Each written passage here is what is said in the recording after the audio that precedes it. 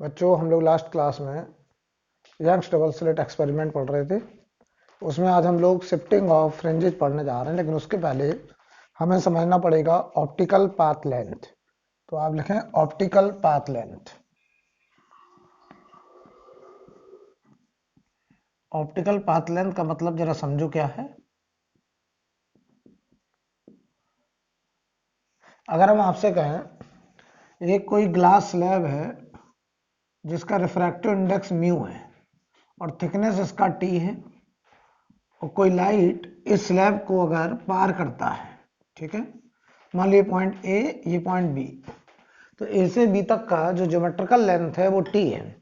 तो optical path length ये होता है कि जितने टाइम में ये लाइट इस ग्लास स्लैब को कवर करेगा, क्रॉस करेगा, उतने ही टाइम में लाइट एयर में कितना डिस्टेंस कवर करेगा।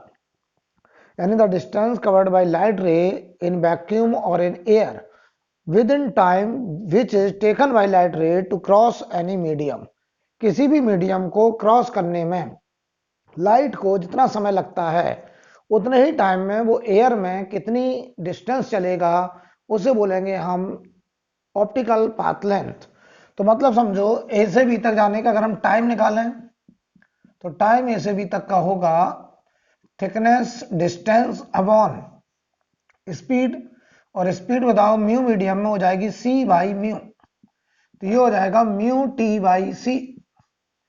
अब अगर हम कहें ऑप्टिकल पाथ लेंथ, तो ऑप्टिकल पाथ लेंथ क्या होगा कि distance in air. Optical path length होगा distance in air within time which is taken by light ray to cross from A to B. तो बताओ स्पीड लाइट का air में और टाइम ए से बी तक का। एयर में लाइट की स्पीड होगी c into mu T by C, तो ये आ जाएगा mu into T, mu into T. तो ये हो जाएगा optical path length, right.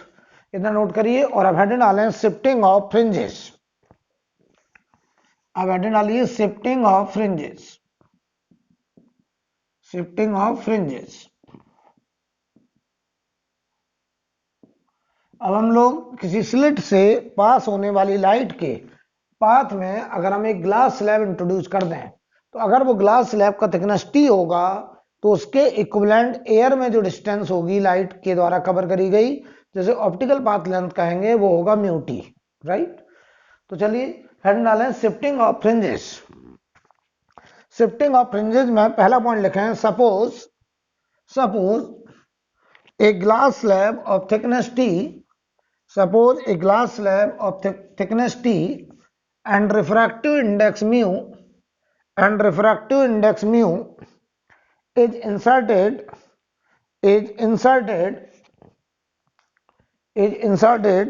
on the path of ray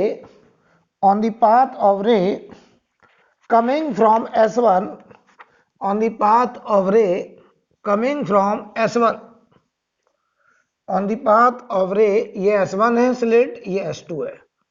on the path of ray coming from S1, हमने S1 के रास्ते में एक म्यू रिफ्रैक्टिव इंडेक्स का T थिकनेस का स्लैब इंट्रोड्यूस कर दिया। ये मान लो P पॉइंट है और ये हाइट हम लोग Y मानते थे और ये दूरी कैपिटल D होती थी, याद करिए।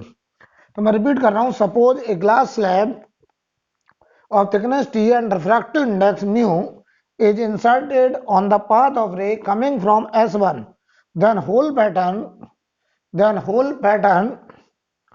shift upward, y a distance,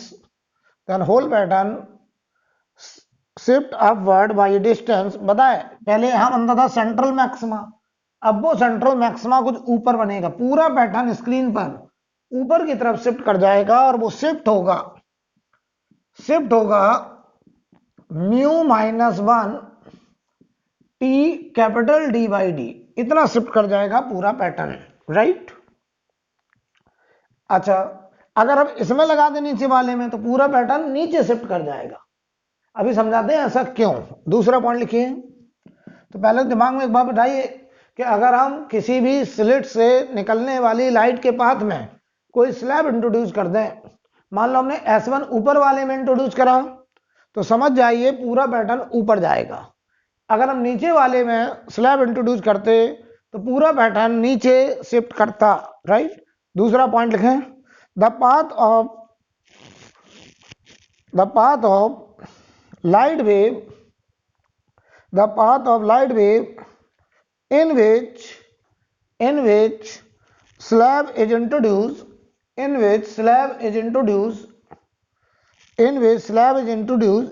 increases by mu minus 1 into t, कह रहा है जिस पाथ में हम स्लैब इंट्रोड्यूस करेंगे, समझ जाइए वो पाथ लेंथ बढ़ जाएगा कितना, म्यू माइनस 1 इंटू टी से बढ़ जाएगा, राइट। तो हम तुम्हें ये दिखाने जा रहे हैं कि अगर हम स्लैब ऊपर वाले पाथ में इंट्रोड्यूस करें तो ये पूरा पैटर्न ऊपर शिफ्ट क्यों करता है, कितना करता है वो हमने अभी भी निकाला, तो अभी निकाल के दिखाते हैं, देखिए कैसे।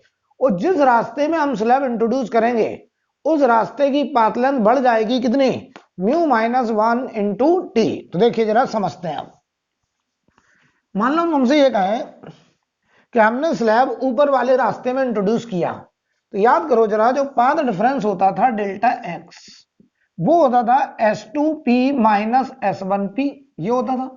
याद करो ये पहले निकल के आता था d साइन थीटा, जो कि बाद में बनता था d टेन थीटा, हम अप्रोक्सीमेशन लेते थे, और ये बनता था dy बाई डी। याद करिए ये आता था पहले हमारा पाथ डिफरेंस, याद आ रहा है, कब, जब स्लैब इंट्रोड्यूस नहीं करा था। लेकिन अब अगर हम आपसे कहें कि जब स्लैब इंट्रोड्यूस कर दिया तो देखो S2P तो वही है, लेकिन जो S1P हुआ नया पाथ लेंथ S1P, जो नई पाथ लेंथ होगी S1 से P तक, वो जरा समझ लीजिए कितनी होगी, S1P जो पाथ लेंथ होगी वो कितनी होगी। तो पहले हम तुम्हें समझाएं जरा, S1P एयर वाला, उसमें से माइनस टी कर दिया, प्लस S1P में से हमने बताइए माइनस टी कर दिया, तो ये रास्ता एयर वाला आ गया, और प्लस म्यू टी एयर वाला ऐड कर दिया। तो नया पाथ लेंथ S1P देखो क्या हो गया, ये हो गया S1P एयर वाला plus mu minus 1 into T air में। तो इतनी लेंथ हमारी बढ़ गई, राइट। इतना पाथ लेंथ बताइए बढ़कर के आ गया, पहले इतना होता था अब इतना हो गया। तो जरा बताइए अगर हम नया पाथ डिफरेंस निकालें तो डेल्टा एक्स न्यू बताओ वो होता था S2P माइनस S1P, और अब S1P नया वाला ये है। तो जब तुम इसमें से करोगे तो ये देखो जरा, S2P माइनस S1P ये न्यू वाला जो आएगा उसमें से ये घटाओगे तो ये S1P एयर पुराना वाला है minus mu minus 1 into T. तो बताइए जरा, जो रास्ता कम था अगर तुमने उसके पाथ में स्लैब इंट्रोड्यूस कर दिया तो उसका पाथ बताइए थोड़ा सा बढ़ गया, और अगर उसका पाथ बढ़ गया तो बताइए जरा पाथ डिफरेंस घट गया, यानी जो रास्ता छोटा था उसमें तुमने स्लैब इंट्रोड्यूस करा, यानी तुमने उसका रास्ता बढ़ा दिया। तो बताइए जिसका रास्ता छोटा था उसे बढ़ा दिया तो पाथ डिफरेंस घट गया, और कितना घट गया, म्यू माइनस 1 इंटू टी। तो ये देखो होता था डी वाई बाई डी पहले होता था, और अब बताओ माइनस कम हो गया इतना पाथ डिफरेंस, ये आया हमारा न्यू पाथ डिफरेंस। यानी बताइए जो पाथ छोटा था उसमें अगर हम स्लैब इंट्रोड्यूस करेंगे तो समझ जाइए हम उसका पाथ पहले से कम कर रहे हैं, पाथ डिफरेंस कम कर रहे हैं, राइट। नोट करिए।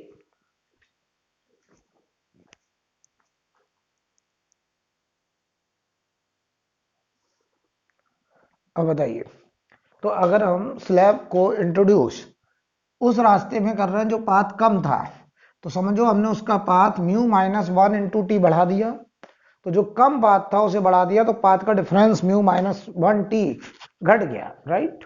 अब समझिए अगर हमें ब्राइट फ्रिंजेस के लिए बात करनी होती थी, याद करो ब्राइट फ्रिंजेस के लिए जहां पर ब्राइट फ्रिंजेस बनती थी यही डेल्टा एक्स एन लैम्डा होता था।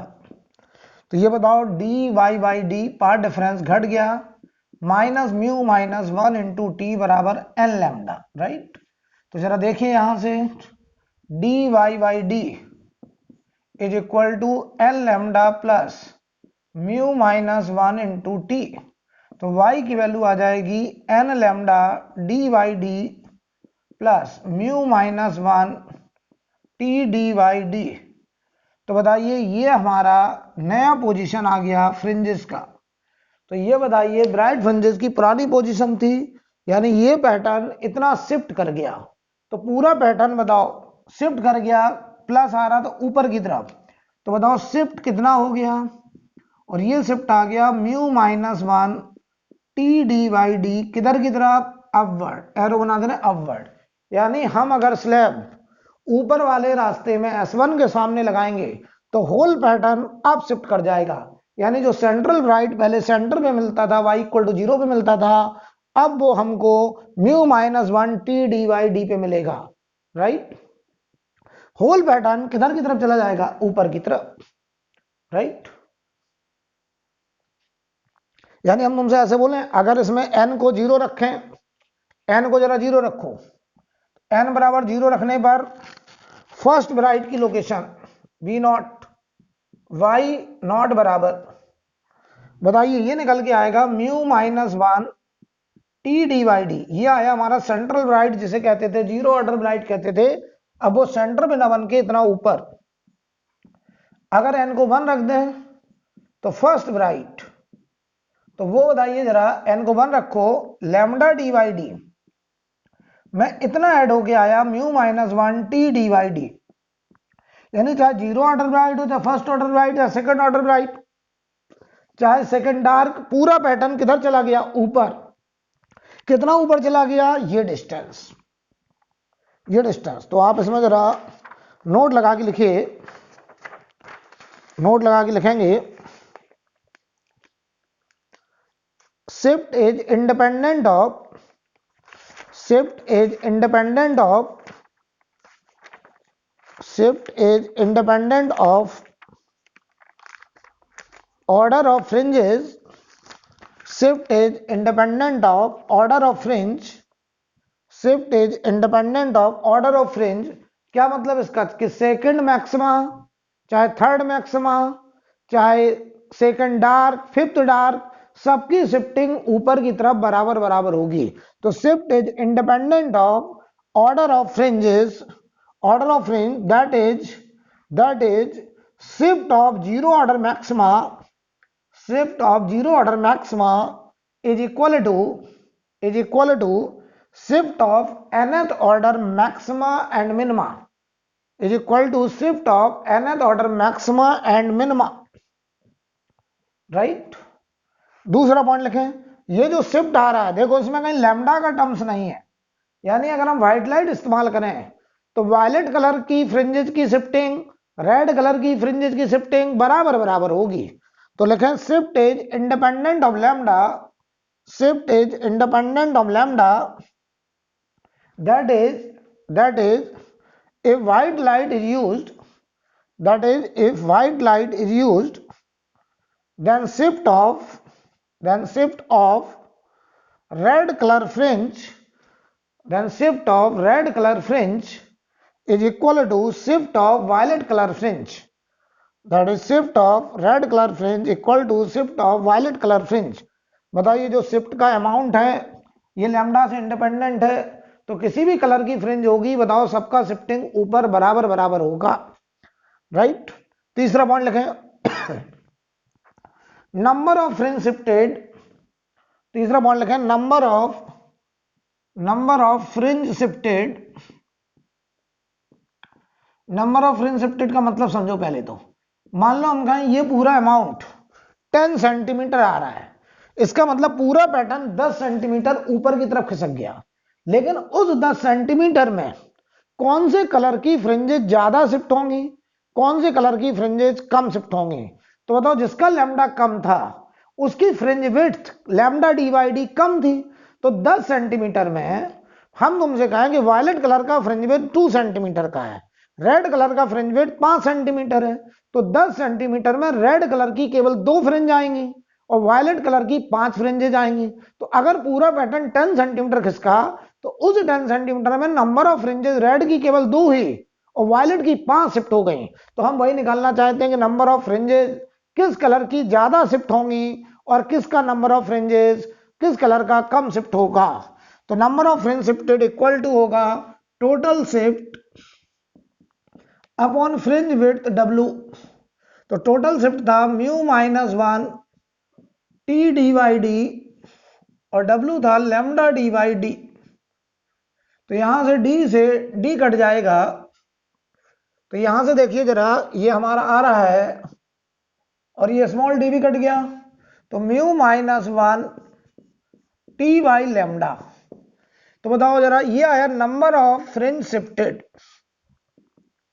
नंबर ऑफ फ्रिंज शिफ्टेड, इसका मतलब पहले अच्छे समझ लो कि जिस कलर का लैम्डा सबसे कम, उस कलर का नंबर ऑफ फ्रिंजेस शिफ्टेड सबसे ज्यादा।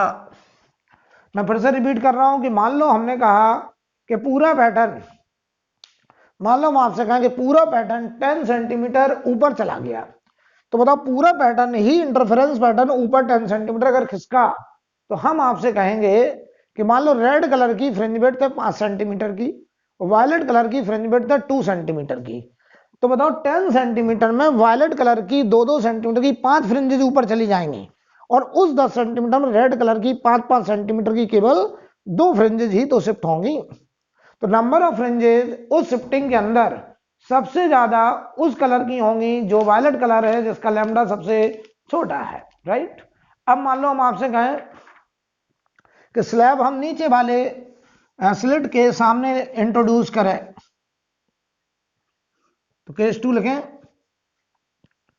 If slab is introduce in front of slit S2, if slab is introduced in front of slit S2,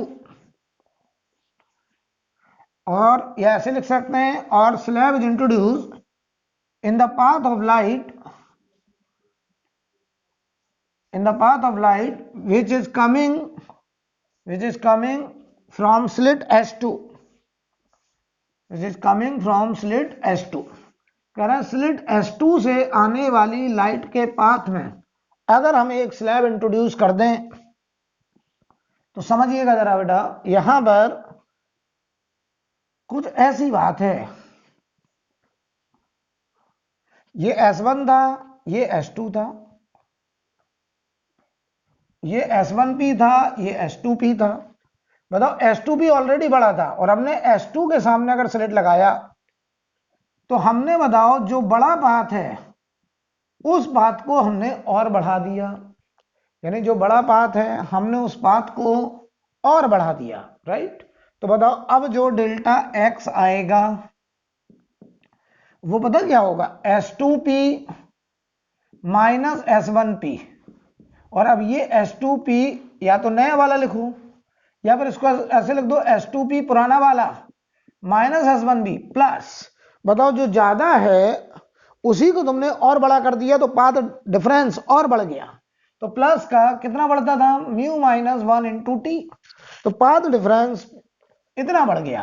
और बताओ ये पाथ डिफरेंस बताओ बराबर होना चाहिए था किसके, अगर हम बात करें ये पाथ डिफरेंस, ये बताओ हमारा डी साइन थीटा था, ये हमारा डी वाई बाई डी हुआ करता था। तो अब बताओ नया पाथ डिफरेंस आया d y by d plus mu minus 1 into t. और अगर हम तुमसे कहें ब्राइट फ्रिंजेस के लिए, अगर हम ब्राइट फ्रिंजेस के लिए बात करें, तो ब्राइट फ्रिंजेस के लिए बताओ यही डेल्टा एक्स एन लैम्डा के बराबर होना चाहिए। तो d y by d plus mu minus 1 into t बराबर एन लैम्डा। तो यहां से देखो y की वैल्यू आ गई n lambda D by d plus mu minus 1 T D by small d. ये आ गया हमारे ब्राइट फ्रिंजेस की लोकेशन, ये आ गया हमारा ब्राइट फ्रिंजेस का लोकेशन, यहां आएगा माइनस, ये इधर जाएगा। यानी बताओ पूरा पैटर्न, पहले ब्राइट फ्रिंजेस यहां बनती थी, अब इतना शिफ्ट कर रहा है किधर, नीचे की तरफ। यानी हम नीचे वाले स्लिट के सामने अगर स्लैब लगाते हैं तो पूरा पैटर्न जो सेंट्रल ब्राइट यहां बनता था, अब वो सेंट्रल ब्राइट नीचे बनेगा। वो कितना नीचे बनेगा? इतना नीचे बनेगा। यानी whole pattern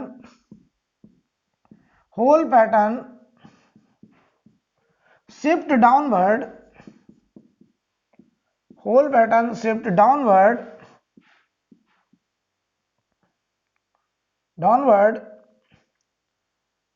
by mu minus 1 t dy d, right. तो बताओ पूरा पैटर्न नीचे शिफ्ट कर जाएगा कितना? Mu minus 1 T D by d. Note करिए,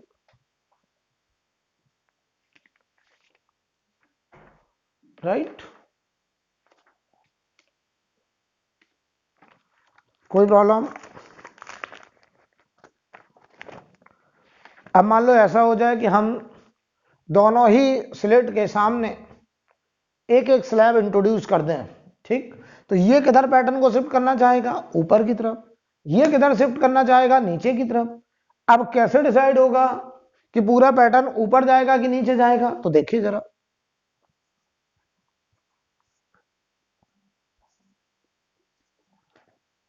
राइट।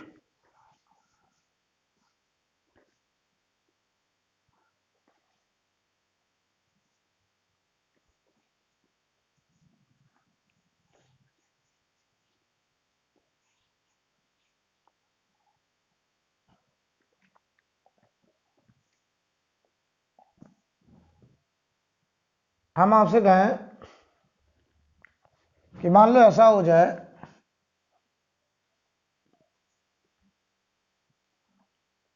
ये S1 है, ये S2 है, और ये हमारा हमने S1 के रास्ते में और S2 से जाने वाली वेव के रास्ते में, दोनों में हमने एक एक स्लिट इंट्रोड्यूस किया जिसका थिकनेस T1, रिफ्रैक्टिव इंडेक्स μ1, एक यहां पर μ2 और जिसका थिकनेस है T2 इंट्रोड्यूस कर दिया, ठीक। अब ध्यान देना, अब कहा जाए शिफ्ट किधर होगा, अप या डाउन। सुनो, ये किधर शिफ्ट करना चाहता था? ऊपर, ये नीचे।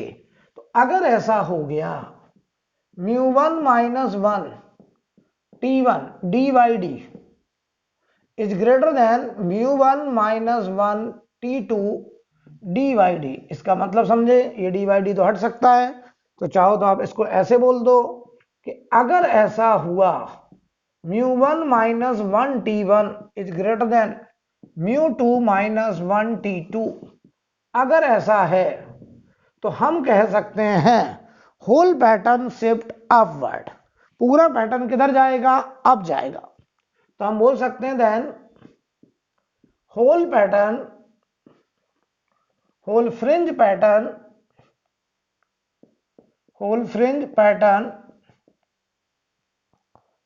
एक बात याद रखिए, जो फ्रिंजेस बनती हैं कहां पे? स्क्रीन पर, उनका जो शेप होता है वो हाइपरबोलिक होता है। कैसा? Hyperbolic shape. याद रखिएगा, स्क्रीन पर जो फ्रिंजेस बनती हैं उनका शेप कैसा होता है? Hyperbolic, right. हाइपरबोलिक शेप होता है स्क्रीन पर फ्रिंजेस का, राइट। अब देखो, then whole fringe pattern shift up y a distance, कितना डिस्टेंस शिफ्ट करेगा? अगर हम ये निकालें, y a distance equal to μ1 minus 1 T D by d minus μ2 minus 1 T D by D. तो आप चाहें तो इसको ऐसे लिख सकते हैं, μ1 माइनस μ2 और टी डी बाई डी, इतना पैटर्न ऊपर की तरफ शिफ्ट कर जाएगा। अब क्लियर है? अब देखो भाई, आई थिंक क्लियर। अगर ऐसा हो जाए, दूसरी संभावना, अगर ऐसा हो जाए μ2 minus 1 into T2 is greater than μ1 minus 1 into T1। अब अगर बताओ ये बड़ा है तो हम कहेंगे होल पैटर्न शिफ्ट डाउनवर्ड, ये नीचे शिफ्ट करना चाह रहा है, अब ये बड़ा है, डोमिनेटिंग है, तो whole pattern shift downward, whole pattern shift downward y a distance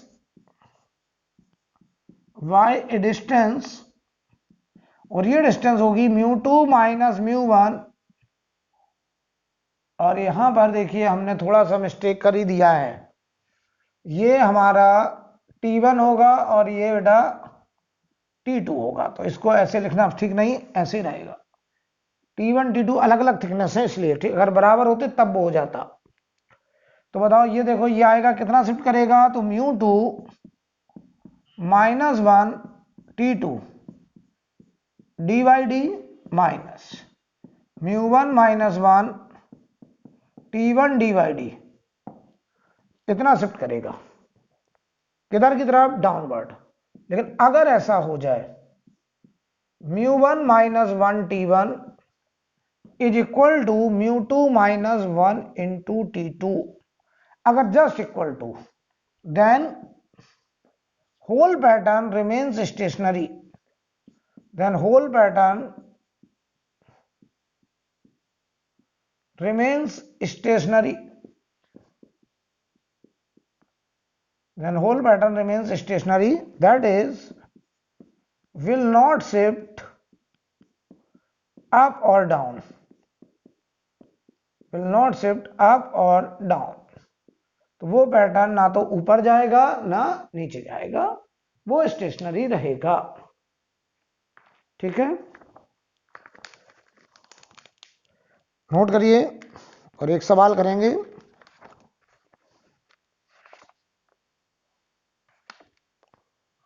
याद रखिएगा कि जो स्क्रीन पर जो फ्रिंजेस बनती हैं उनका शेप कैसा होता है बेटा, हाइपरबोलिक, हाइपरबोलिक शेप।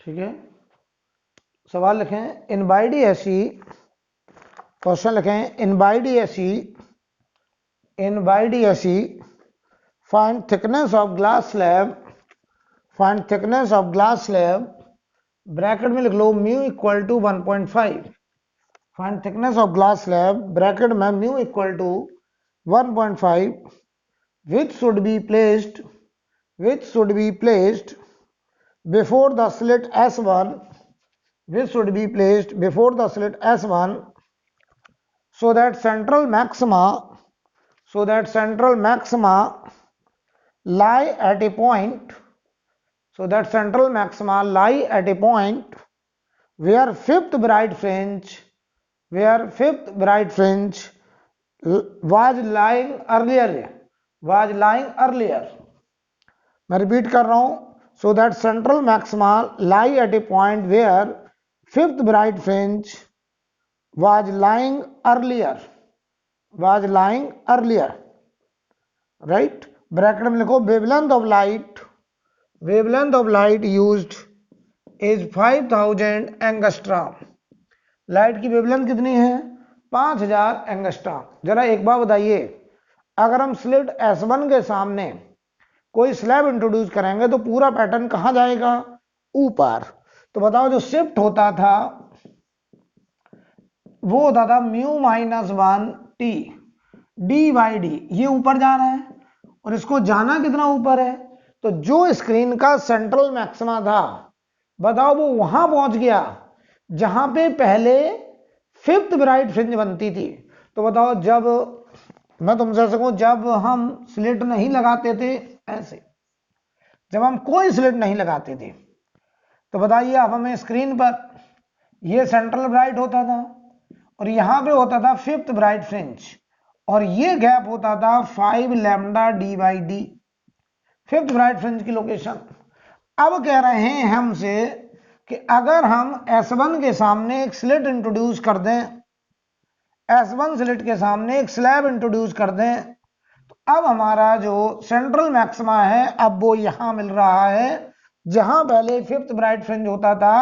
तो ये जो शिफ्ट है, बताओ ये शिफ्ट हो गया 5 लैम्डा डी बाई डी के बराबर। कह रहे हैं जो सेंट्रल मैक्सिमा यहां सेंटर में होता था जीरो ऑर्डर मैक्सिमा, अब वो वहां चला गया जहां पे पहले फिफ्थ ब्राइट फ्रिंज बनती थी। इसका मतलब this shift equal to 5 lambda D by D. तो यहां से देखो डी बाई डी कट गया, हमें टी निकालना है थिकनेस, तो ये हो जाएगा 5 lambda upon mu minus 1। Value रख दीजिए 5 इंटू लैम्डा की वैल्यू कितनी दी गई है 5000 एंगस्ट्रॉम, और ये बताओ 1.5 माइनस 1, म्यू 1.5 माइनस 1, तो ये देखिए 50,000 एंगस्ट्रॉम आ रहा है। तो इसको थोड़ा सा हम एडजस्ट करें तो ये बताओ आएगा 5 इंटू 10 की पावर माइनस 6 मीटर, यानी आंसर है 5 माइक्रोमीटर, राइट।